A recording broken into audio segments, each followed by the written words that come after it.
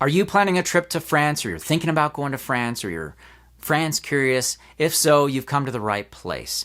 I'm going to share with you my Whirlwind Tour de France, which would take about 2 weeks, requires some driving, but it's a great, if you're a wino, a wine and food connoisseur, and a history buff, it's a great way to sort of sample a lot of what France has to offer. I'll give you 3D flyover maps, beautiful visuals, and bad jokes to help you plan a fantastic France trip. In my experience as a travel filmmaker in over 50 countries creating marketing videos for different tour companies, I've picked up a few tricks for building an excellent itinerary, and I'm going to share these insights with you. So, without further ado, let's go to France. Ah, France. It's so much more than baguettes, berets, and breathtaking views. With its rich history and iconic landmarks, it's like stepping into a postcard. From the lush vineyards of Bordeaux inviting you to a good time, to the majestic Alps making you feel like you've landed in a snow globe. Every corner of this country has something special. And let's not forget about the food, the art, the wine, those super friendly Parisians. No wonder it's one of the most popular spots on the planet. First of all, I need to get this off my chest. I need to say this right away. Pardon my French, as in, I don't speak French. So I want to apologize to all my French-speaking friends for Americanizing these French words throughout the video. I'm going to do my best, but my best isn't so great. Also, I'm told that if I want to convince you to like and subscribe to my videos, I need to kind of work it seamlessly throughout the video, so that's what I'm doing right now. My Whirlwind Tour de France starts with a visit to Paris. Then you'll rent a car, drive to Champagne, and stay in Dijon. More than just bubbly and mustard. Then you'll drive to stay in the gastronomic capital of Lyon. Your next destination is sun-kissed beaches of the French Riviera, where you'll be based in Nice, which is nice. And then you'll make your way through Cannes to stay in Aix-en Provence and sample a bit of Provence before continuing to Carcassonne, home to an impressive Roman fortress. And then you'll continue to Lourdes, a pilgrimage site known for its serene beauty and spiritual significance. Continuing your circle to Bordeaux, which is famous for wine, of course, but also for great food and history. And next is the Loire Valley, this region brimming with châteaux and vineyards before returning your loop back to Paris. So let's get started on the Whirlwind, starting with the city of love and lights, the iconic city of Paris. Paris, ami Paris. It's a treasure chest of art and history and must-see sights, from the iconic Eiffel Tower to the world-famous Louvre Museum. It's got so many incredible, charming neighborhoods, cozy cafes, and a romantic vibe that makes you swoon.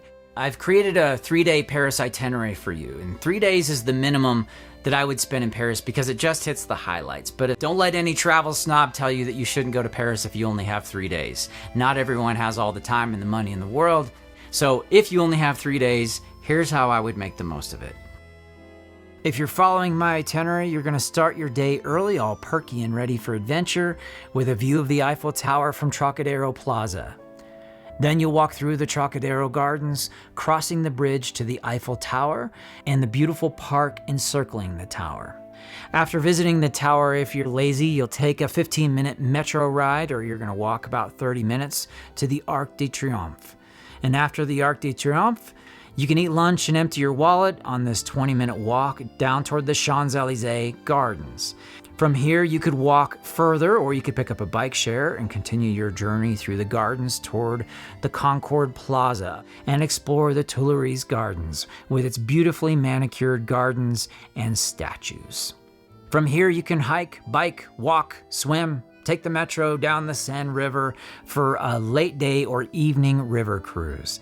I was teasing you about being lazy for taking the metro, and actually I highly recommend using the metro while in Paris. It's super easy to navigate, it's clear, it's efficient, and if you do use the metro frequently, consider purchasing tickets in carnets, these 10 packs for savings, and you can also check out day passes. Now let's break down that first day itinerary with a little more detail, starting with the Eiffel Tower. If you're an early bird, trust me, get your booty out to the Eiffel Tower before the crowds roll in. As a travel filmmaker, I learned that this magical hour is when you get the best shots for the light, but also before the crowds arrive. You get a more authentic feel for the place that you're visiting, and you have it a little bit more to yourself.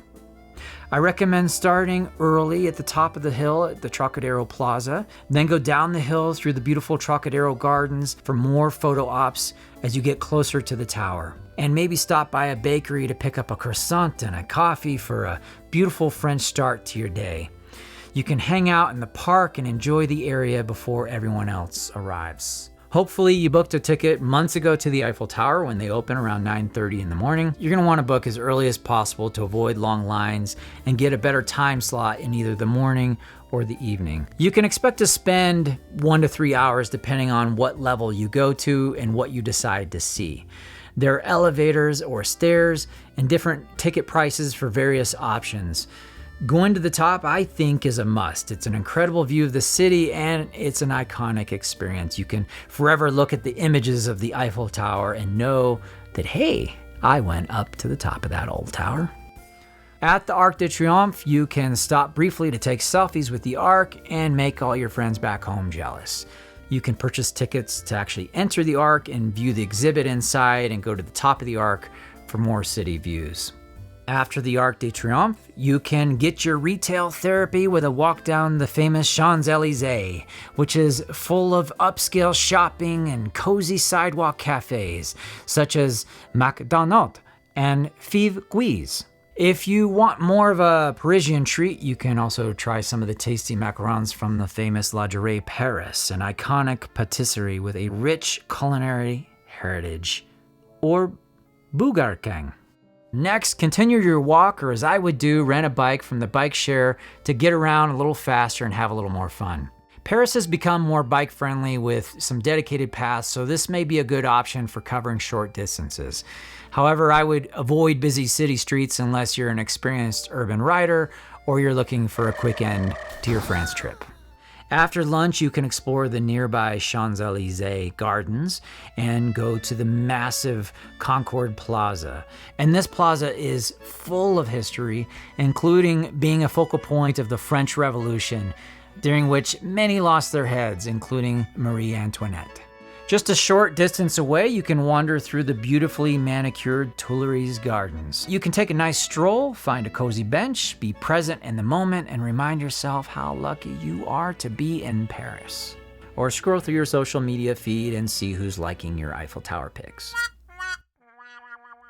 You can also see your second arc of the day, the smaller but equally impressive Arc de Triomphe de Carousel. You can walk through the arc and you will see the iconic glass pyramid of the Louvre, a preview of what's to come on your itinerary tomorrow. And I would recommend taking a river cruise which starts near the tower. It's a great way to get an overview of Paris and see it from the Seine River. Some of the cruises even offer dinner. Unfortunately, none of them serve fast food. Or you can take a 1-hour cruise with audio commentary describing the sights as you float by.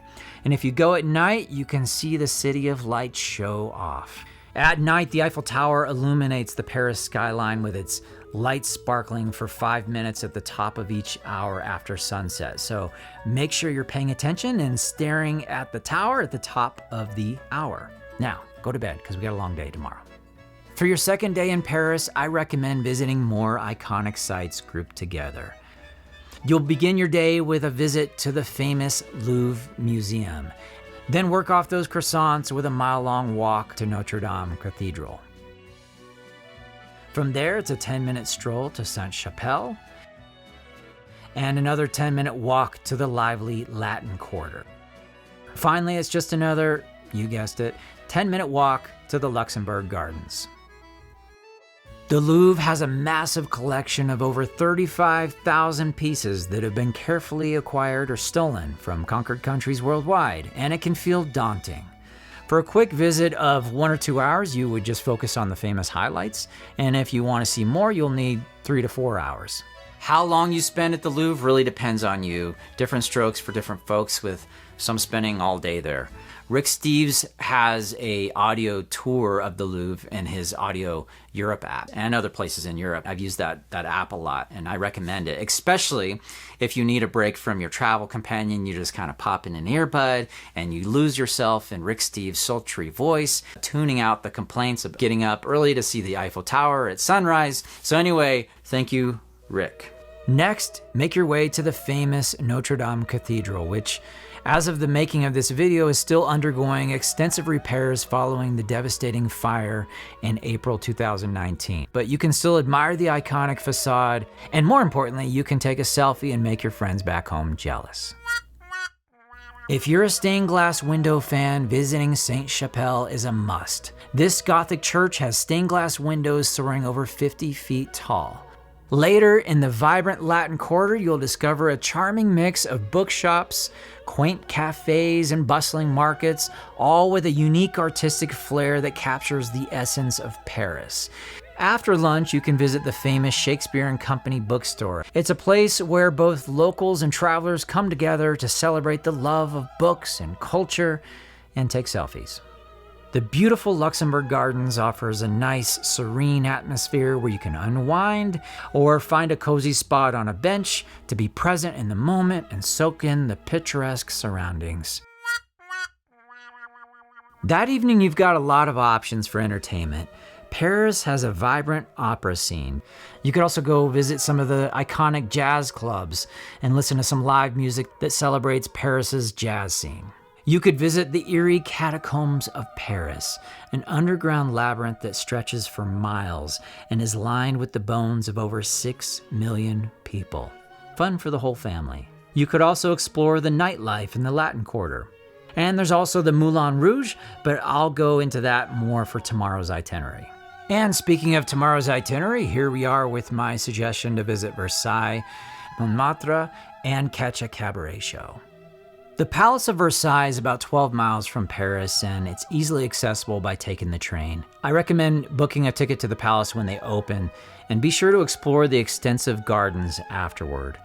You could even picnic near the lake for lunch. Most people will stop there, but if you have time, I recommend visiting more of the Versailles estate. You can rent a bike, a golf cart, take a shuttle over to Marie Antoinette's Pretend Village, and you can also visit the Trianons, making this a longer day. You're going to want to get tickets and a timed entry ahead of time, or you're going to spend a long time in line. I've been to the Versailles Palace a few times, and it gets crazy crowded. But the last time I went with my family, we got a time slot when they opened, which was incredible because we got to see the palace with much fewer people, at least for like 20 minutes. I mean, we got to be in the Hall of Mirrors with hardly anybody in there, which is so rare. Also, did you know that a puppy gets a hug and a baby giggles every time you click the like and subscribe button below? The Gardens of Versailles are a great extension of the palace, stretching about 200 acres and showcasing the beauty of the French formal garden design. They capture the grandeur and the selfishness of the Sun King's time with perfectly manicured lawns, impressive fountains, and stunning sculptures. You can pretend to be royalty, wandering along tree-lined paths, and enjoy beautiful seasonal flower displays. Try not to think about the starving French people at the time as you stroll or rent a golf cart to explore the vast and opulent gardens. I recommend visiting Marie Antoinette's village. In her late teens, Marie Antoinette had a fantastical idea of an ideal French countryside village, except this play village had luxuries that most French commoners didn't have, like a private theater and food. You can also check out the Grand Trianon. It's a great example of French architecture with its intricate details and elegant design. Plus, the gardens are super pretty too. If you spend more time at Versailles Palace, it may be late afternoon by now, and so you'll take the train back to Paris, and I recommend having dinner and spending the rest of your day and your evening in the Montmartre district. You can have dinner at a traditional French bistro. Afterward, you could capture the incredible views from the steps of the nearby basilica, especially at sunset. Then you can walk through the lively area where all the local artists are at work. And as night falls, you could catch a cabaret show at the iconic Moulin Rouge. Just remember that tickets sell out way in advance, so try to book as early as possible. If the Moulin Rouge is booked, then there are other cabaret shows at other venues in the nearby area. At some point, this rich cultural experience in Paris will come to a sad end, but no worries, there's plenty more to see in France. For my Whirlwind Tour de France, you need to pick up a rental car at Charles de Gaulle Airport and head for Champagne and Dijon. In Champagne, take a vineyard tour. Stroll through these beautiful grapevines and get the scoop on how they whip up that world-famous bubbly. In Dijon, you can explore the charming old town and check out the Ducal Palace. This city is a feast for food lovers with several Michelin-starred restaurants where you can enjoy a fine dining experience. Lyon, France's third largest city, is another destination for food enthusiasts and history lovers. You can check out the Basilica of Notre Dame for incredible views. You can stroll along the picturesque rivers and take in the beautiful architecture. You can also explore the bustling food markets to sample a variety of regional specialties. Nice is a jewel of a city known for its blend of sun-kissed beaches, vibrant culture, and Italian-themed architecture. And the promenade is an iconic boardwalk that lines the turquoise waters of the Mediterranean where you can walk, rent a bike, relax on the pebbled beach while soaking up the sun. You can wander through the vibrant, colorful streets of Nice's Old Town where you'll find beautiful markets, sidewalk cafes, unique shops selling local delicacies like the chickpea flatbread from Nice, or this tart topped with caramelized onions, olives, anchovies, making it an excellent choice to devour before kissing a loved one. You could hike up Castle Hill for a panoramic view of the city and the coastline. And there's museums in the area for all you art lovers. While in Nice, I recommend a half-day trip to Monaco. You can leave midday or late afternoon to enjoy the beautiful coastline at sunset and the iconic Monte Carlo casino in the evening. On your way from Nice to Monaco, I recommend visiting Aix Village, about a 30-minute drive from Nice. Monaco is a sovereign city-state known for its luxury and race cars. This entire country is less than a square mile. You can visit the Palace of Monaco, where you can take guided tours to learn about the family that has ruled for over 7 centuries. And the iconic Monte Carlo casino is a highlight, making you feel poor no matter how much money you have. I tend to spend more time outside the casino checking out the impressive high-end cars in the parking lot. If you plan on going into the casino, then you need to dress in your best travel clothes. You don't need to go overboard, but this would be the day to skip the cargo shorts and the flip-flops and the who farted t-shirts.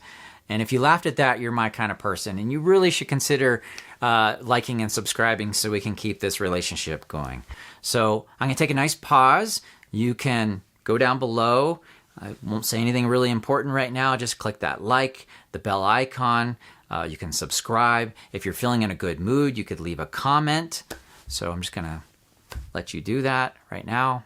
I'll wait for you. If you click that like and that bell icon, then you're going to be showered with good luck and happiness and probably a pet unicorn for the rest of your life. So congratulations. Good choice. Aix-en-Provence is nicknamed the city of 1,000 fountains, and this charming spot can easily charm you for a night or two or maybe a month. The magic really happens on market days when the town buzzes with the sights and smells of fresh local goodies and crafts. You can also stroll through the picturesque cobblestone streets, hang out at one of those 1,000 fountains, and if you need to unwind, they have thermal baths. The beautiful town of Carcassonne is home to a medieval fortress. You can stroll through its fortified walls and enjoy cobblestone streets and shops and cafes, so it's a perfect place for history buffs and normal people too. Lourdes is a beautiful and significant pilgrimage site nestled in the foothills of the Pyrenees. It is best known for the sanctuary of Our Lady of Lourdes, where miraculous events have been reported. Some say that my channel is full of miraculous events, and you should like and subscribe so you don't miss out on future miraculous events. Bordeaux is, of course, famous for its wines, but this ain't no one-trick pony. The city has this historic UNESCO World Heritage Site Center, and of course, you're probably going to want to take a guided tour of one of the many vineyards in the area where you can drink lots of wine and pretend to care about the winemaking process. The Loire Valley is often called the Garden of France because its beautiful landscapes, vineyards, and pretty chateaux. If you're planning a trip to the Loire Valley, Tours and Amboise are great places to stay. Tours is a lively city with easy access to the châteaux and plenty of places to stay and eat. On the other hand, Amboise has a charming vibe and a fascinating history. It's home to the stunning Château Amboise and is close to Leonardo da Vinci's old home. It's a more peaceful getaway by the beautiful Loire River. On your first day in the Loire Valley, you can visit 2 or 3 chateaux, depending on how much love you have for chateau. They're all just a short drive from Tours or Amboise. Now let's explore each of these chateau options so that you can decide which ones you want to visit, so you can book your tickets online before you arrive. Chateau Villandry is a beautiful castle, and like so many castles in the Loire Valley, the gardens really steal the show. Chateau Chenonceau is often called the ladies' castle because of the strong women who had a significant influence on its legacy. You can stroll through the elegantly decorated rooms. I found the gardens even more interesting than the interior that change with the seasons. They show off the beauty of nature mixed with human creativity. When you get close to Chateau Chambord, you can't help but be wowed by its obnoxious size and luxury. The facade is impressively gaudy with its detailed sculptures and tall chimneys. Once you're inside, make sure you check out the famous double helix staircase. For your next day, consider visiting Tours or Amboise, depending on which town you haven't visited yet. If you're still up for it and you aren't chateaued out, you could visit 1 or 2 more, along with a local winery. Chateau Amboise is a medieval castle perched on a hilltop with prime real estate beside the river. And you can pay your respects at Leonardo da Vinci's burial site there. If you're looking to do something different than castles, you might enjoy a wine tour in the area. Please check out my channel for more destinations around France and the rest of the world. And if you're in a good mood, please comment below if you think this video was helpful or if you have any itinerary suggestions. Let's make this fun and let's help each other out. Have a great trip in France. Au revoir and ciao for now.